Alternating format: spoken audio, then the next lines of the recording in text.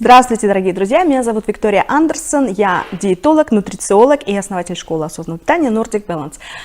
Добро пожаловать на мой канал, где мы говорим о здоровом питании, о хорошем, правильном образе жизни и помогаем друг другу тем, что мы прислушиваемся к своему организму и лечимся не таблетками, а в домашних условиях пытаемся предотвратить какие-либо заболевания. Что я могу сказать? После наших нескончаемых праздников я получила множество писем, в которых вы просите рассказать о том, как дома самим можно восстановить или поддержать наш орган, который называется печень. Вот об этом мы сегодня и поговорим. Печень выполняет более 500 различных функций. Это совершенно уникальный орган, такой, знаете, как бы настоящий супергерой, который ежедневно спасает наши жизни. Конечно, о всех функциях мы сегодня не будем говорить, но о том, как поддержать нашу печень, мы обязательно затронем эту тему чуть позже.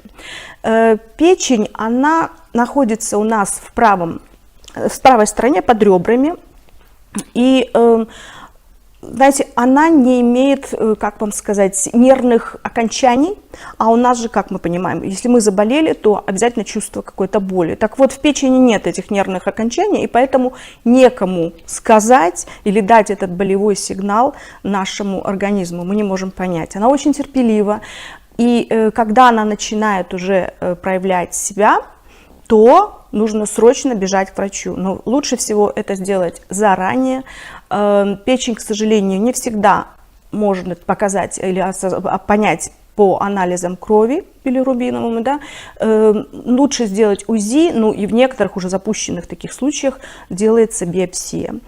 Какие признаки заболевания печени? Ну, во-первых, у женщины она должна быть где-то от килограмма 200 грамм, от килограмма до килограмма 200 грамм, да, она столько весит, а у мужчин от килограмма 800 до 2 килограмм. Есть ли у вас такой, как говорят, пивной животик, то, или же даже если у вас есть лишние килограммы, то это первый признак того, что у вас с печенью что-то уже не так. Ну, как я сказала, очень тяжело понять симптомы, какие могут быть. Это может быть горечь во рту, это может быть тошнота, иногда даже рвота, головокружение. Вы можете просыпаться утром уже такими, знаете, уставшими и апатичными. Вот это первые такие признаки того, что у вас с печенью что-то не так. Но, к счастью, у меня хорошая для вас новость. Печень – это единственный орган, который может восстанавливаться. Если даже при заболевании печени остается только 25% печени не поврежденной, то ее можно восстановить. Каким образом можно восстановить печень? Двумя путями. Прежде всего, это детоксификация, то есть очищение печени от токсинов. И второй вариант, когда мы выводим жиры из нашей печени. Детоксификация, она проходит в течение 90 дней, но у меня в моей практике есть одна девочка, Наташа ее зовут, моя выпускница. Она в течение месяца, побыв у меня на программе питания, через месяц сдавала анализы в Дании крови, и ее показатели с 80 упали до 52, когда по датским параметрам норма должна быть 43 единицы. Так вот, когда Наташа сдала этот анализ, врачи извинились и сказали, что они, наверное, перепутали пациента, поэтому попросили пересдать анализ через неделю. Через неделю Наташа еще раз сдала этот анализ крови, и он был еще лучше. Так что, Наташа, напиши комментарий, что это правда. Этот случай в моей истории есть и практике. Дальше. Как мы можем помочь очистить эту самую печень или поддержать ее в домашних условиях?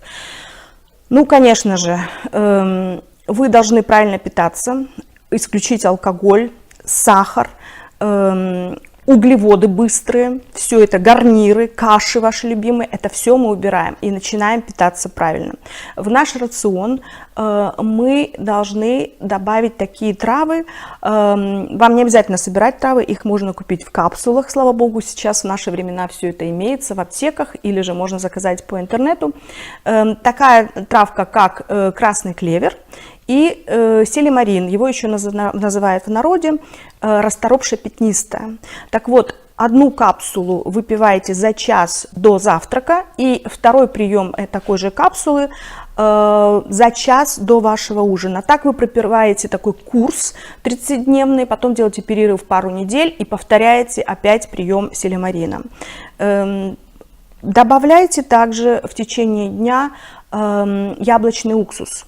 Через час после еды можно его употреблять 2-3 раза в день. Это хороший натуральный продукт.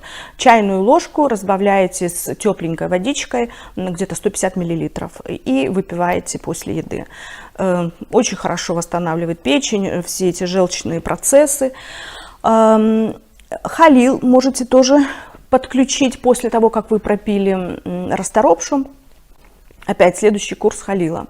Зеленый чай – это прекрасный антисептик, прекрасный антивирусный препарат, скажем так, да, который также не позволяет развиваться клеткам гепатита С, например, вирусным. Да. Если у кого-то был гепатит С, кстати, будьте осторожны и избирательны в выборе ваших мастеров по маникюру, педикюру и по стрижкам, потому как этот самый гепатит С, он передается, к сожалению, по крови, через кровь. Вот. Ну, как мы должны вывести из печени этот самый жир, как я сказала? Конечно же, опять же, благодаря нормальному здоровому питанию. Необходимо добавить как можно больше овощей зеленолиственных, преимущественно, да, в ваш рацион. Каждый день у вас должны присутствовать какие-либо салаты, брокколи, шпинат и так далее. И еще я бы вам всем посоветовала эти салаты самые заправлять льняным маслом или же оливковым маслом, но лучше все-таки льняным, да. И я начала сейчас всем рекомендовать делать такие смузи хотя бы раз в неделю. Я это делаю 2 раза в неделю, потому что мы живем в Скандинавии. В Скандинавии мы пьем и любим очень красное вино, и никакой ужин у нас не заканчивается без бокала вина. Поэтому я ввела, как для профилактики, в нашей семье такой закон: 2 раза в неделю я делаю смузи из шпината, из свежевыжатого сока сельдерея, и добавляю туда 1 лимон, сок лимона. То есть вы получаете полноценные все минералы, витамины, витамин С свежайший. И прекрасно себя чувствуете и помогаете восстановлению или поддержанию вашей печени. Дорогие мои друзья, что я вам хочу сказать? Пробуйте, прислушивайтесь к своему организму, слушайте его и не доводите до какой-то такой фазы, когда вам уже будет больно. Кстати, еще перед тем, как закончить видео, эта самая боль печеночная может проявиться немножко как бы боль в правом боку, которая отдает в правую лопатку и потом отдает в наш головной как бы мозг, да, и это выражается еще и мигренью, это тоже как один симптом такой. Ну и опять же, те, кто имеет большой вес, ожирение, тем тоже необходимо снизить калорийность и убрать лишние килограммы. Так что, дорогие мои, будьте мне все здоровы, счастливы, красивы, молоды и следите за своим здоровьем.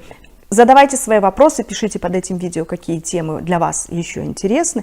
Я с удовольствием с вами поделюсь своим опытом. Всех вам благ. С вами была любящая вас Виктория Андерсон. Пока!